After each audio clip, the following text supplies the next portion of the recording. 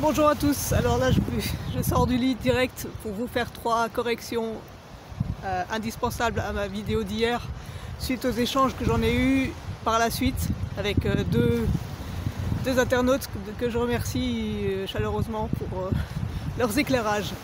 Alors tout d'abord, je me suis trompée dans un des 2 pseudos que j'ai donné. Les 2 pseudos, c'est Inspiration des Sages et Murmure Serein. Et Inspiration des Sages, c'est précisément des vidéos sur les personnalités Sigma. Et elles sont vraiment très bien toutes ces vidéos, donc je vous les recommande. Inspiration des Sages et Murmure Serein. La deuxième grosse erreur, mais monumentale que j'ai faite, c'est la fin où je retourne dans la dualité, où je veux contrer le runner, alors que j'ai dit au début de la vidéo qu'il fallait au contraire aller vers la confiance. Et là, les 2 autres personnes, elles m'ont remise dans les rails et je remercie vraiment. Si le runner fait ce qu'il fait, c'est qu'il a une raison de le faire. En particulier parce qu'on est toujours dans l'empressement de la validation, entre autres par les emails, par la rapidité de l'information maintenant. Mais nos cheminements psychologiques, ils prennent du temps. Et le runner, il a tout à fait conscience de ça. Et il faut que le chaser arrête de vouloir toujours avoir tout de suite les réponses, que ça aille vite, que tout soit validé. Il faut sortir de ces besoins de validation, encore une fois, tout le temps. Il faut vraiment prendre le temps.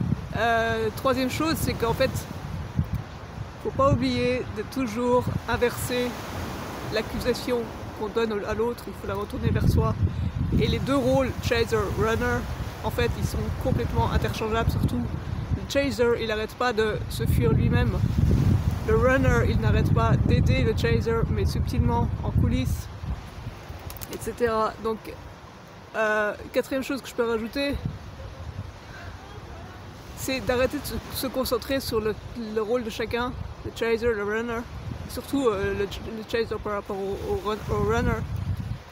C'est d'arrêter de vouloir savoir qui c'est, comment il fait, pourquoi, le juger tout le temps, et lui faire confiance, et se concentrer sur soi, se concentrer sur le rôle de cette relation, sur la relation, sur l'intelligence de la relation, et non sur l'un et l'autre, et puis ce qu'on voudrait faire avec l'un et avec l'autre. Alors, il y a une 5e chose que je veux dire, c'est j'ai toujours du mal à comprendre pourquoi le runner fuit à ce point-là la relation fusionnelle, la relation charnelle. Pour moi, l'un n'empêche pas l'autre, au contraire, on peut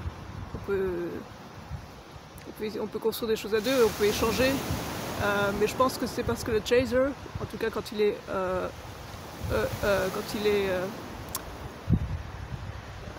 HPE, il est trop dans le fusionnel parce que justement il a besoin de ces validations, de ce besoin d'amour qui est beaucoup trop intense et trop profond, qui est par ailleurs insoutenable pour le runner, pour le sigma.